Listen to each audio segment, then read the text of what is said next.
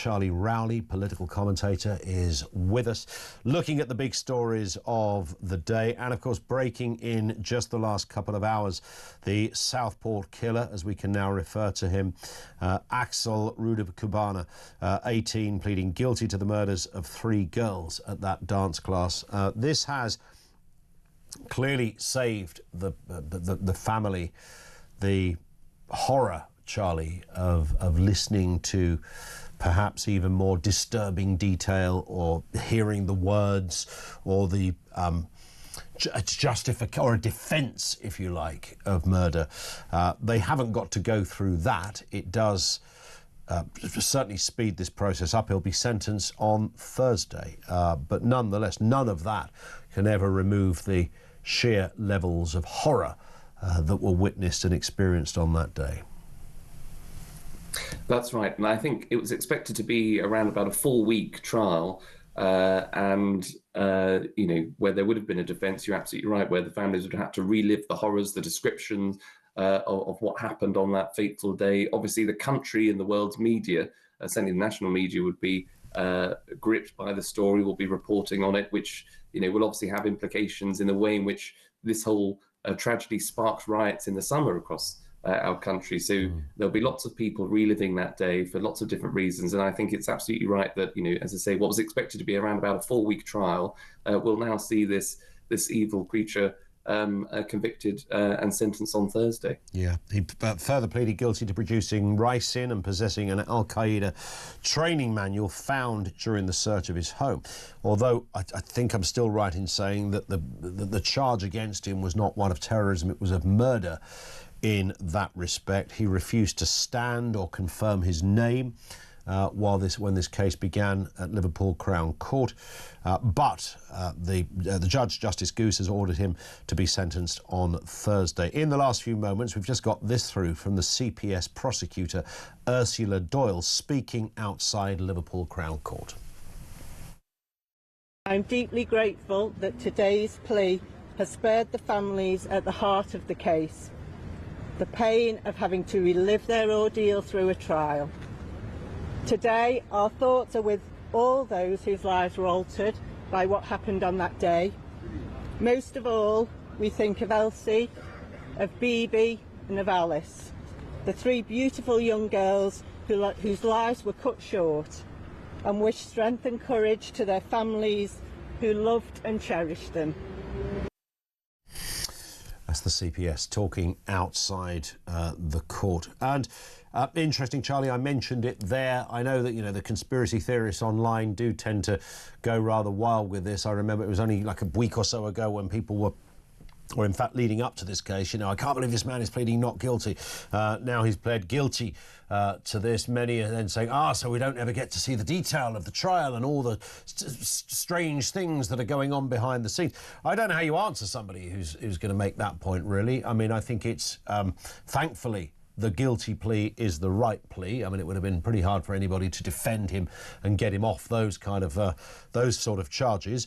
I know that's the way our system works. You know, it's for a defence lawyer to point out so that the prosecution make sure their case is thorough and intelligent and reasonable and all the rest of it. I get it. But it has, as the CPS there said, it has spared the family having to relive all of this. This could have been an 8-week case. The details would have been absolutely horrific, and whilst we know what happened, when you see it detailed in a courtroom, in the sort of clinical setting of a courtroom, you hear lawyers defending somebody who's been responsible for this. I would imagine that would have been pretty hard for some of those families to sit and listen to. Definitely, and you know, there was a report that I think, you know, this particular individual had some sort of mental health issues, that he hadn't spoken to his family for a long time, and any kind of justification or defence to try and minimise what was obviously the most, you know, brutal of crimes, entering in a young girl's dance class, dancing, you know, where they should have been over the summer, you know, celebrating having the time of their lives, you know, and those lives were cruelly taken away from them. You know, nobody wants to hear that again. I mean, for those conspiracy theorists, as you mentioned just there, hopefully the judge, I think, will read out, their opinion on the case. They will obviously issue, hopefully, a life sentence. I think it'll be hard. Yes, it will certainly be that. It's just down to what the minimum term is. But I think we're looking in, the sort of mid-40s in terms of years for something like this. Let's just finally change gear slightly here, Charlie. A House of Lords report has revealed that people eligible to claim health-related benefits could double their income by leaving work. Have a listen to a clip here from Fraser Nelson's documentary on the benefit problem overtaking this country. So you're working part-time now and you're getting long-term sickness benefit. So what's the combination of those two compared to when you were working full-time with no benefits? It's no different. So I'm probably working half the hours for the same money. Right. So there's no financial incentive for you to get out of a situation at all? None at all. None at all. So why are you here? Why are you talking to me? Because I wanted to highlight how bad things are. So there it is. He's highlighted how bad things are there, Charlie, by saying essentially they're giving me too much money. I don't know what to do with it. So, but it has always been a problem, right, over there at the DWP and elsewhere, that how do you make work pay, as it were? Well, it was almost for a second there as if that chap was in the room with us, Ian. Well, yeah, I gave it a good go, Charlie. I gave it a good go. But you're right. What is so frustrating about this story is that it seems like it's nothing new. Everyone you talk to every other day, we all know that sometimes, that work doesn't pay. The benefit system allows people to not have that incentive to go to work. And when you hear that the benefits bill is bigger than the police, the court system, and I think our own defence budget combined, or certainly would be, but that is outrageous.